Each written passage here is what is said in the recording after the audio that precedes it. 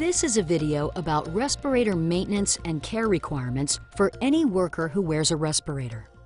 The Federal Occupational Safety and Health Administration, also called OSHA, and state OSHA agencies require employers to have a respiratory protection program that includes provisions for the cleaning, disinfecting, inspection, repair, and storage of respirators used by workers on the job. This video does not cover all of the things that your employer must do under federal OSHA or state OSHA respiratory protection standards. This video can be part of the OSHA-required respiratory protection training, which includes many topics, like how to put on and take off a respirator, and how to use, clean, and maintain your respirator. Your employer must also provide you with worksite-specific training. While this video discusses some of your employer's responsibilities under OSHA's respiratory protection standard, it is important to remember that your respirator must be properly maintained so that it can protect you. Respirators are not maintenance-free.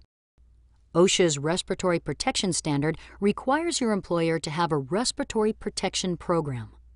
The program must provide for the cleaning, disinfecting, inspection, repair, and storage of each type of respirator used in your workplace. This includes respirators used in emergency situations, for emergency escape, and self-contained breathing apparatuses. In addition, the National Institute for Occupational Safety and Health, also called NIOSH, requires each respirator manufacturer to include a section in their user instructions that provides the recommended practices for maintenance and care of the respirator. Your employer must ensure that the respirator you use is clean, sanitary, and in good working order. Cleaning and disinfecting must be done using either the procedures in OSHA's respiratory protection standard or the procedures recommended by the respirator manufacturer, provided they are at least as effective as OSHA's. The manufacturer's procedures should always be checked to see if certain cleaners or disinfectants might damage the respirator and should not be used. If this is the case, the manufacturer's instructions must be followed. In general, cleaning and disinfecting consists of taking the respirator apart, washing it, disinfecting it, thoroughly rinsing it, and putting it back together when it is dry. Respirators must be cleaned as often as necessary to prevent them from becoming unsanitary. In addition, respirators worn by more than one user must be cleaned and disinfected before being worn by a different user. And emergency use respirators must be cleaned and disinfected after each use. While filtering facepiece respirators cannot be cleaned or disinfected, it is still important that you inspect them for cleanliness and damage before each use. All respirators must be inspected for basic function before each use and during the cleaning and disinfecting process. A respirator inspection must include a check of the respirator's ability to work properly, the tightness of any connections, and the condition of the various parts, such as the facepiece, head straps, valves, tubes, hoses, and any cartridges, canisters, or filters. In addition, elastomeric parts must be checked for pliability and signs of deterioration. Regular care and maintenance of the respirator is important to be sure that it works properly. If your respirator fails an inspection or is defective, your employer must remove it from service and either repair it or discard it. Repairs or adjustments must be made only by appropriately trained people. In addition, repairs must be made according to the respirator manufacturer's instructions and must use only NIOSH-approved parts that are designed for the respirator. It is important for respirators to be stored properly to protect them from damage, contamination, dust, sunlight, extreme temperatures, excessive moisture, and damaging chemicals. Never leave your respirator hanging on a machine, lying on your workbench, or tossed into your toolbox or a drawer. Always store your respirator in a way that prevents deforming the facepiece or exhalation valve. Avoid carrying a cup-shaped filtering facepiece respirator in your pocket or toolbox. This could crush it and cause the facepiece to be bent out of shape, preventing the respirator from sealing tightly to your face and properly protecting you. Air purifying respirators use a filter or cartridge to remove hazards from the air you breathe.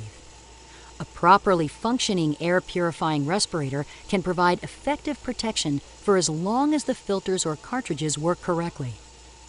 For respirators that use filters to clean the air, the filters must be replaced whenever they are damaged, soiled, or cause noticeably increased breathing resistance.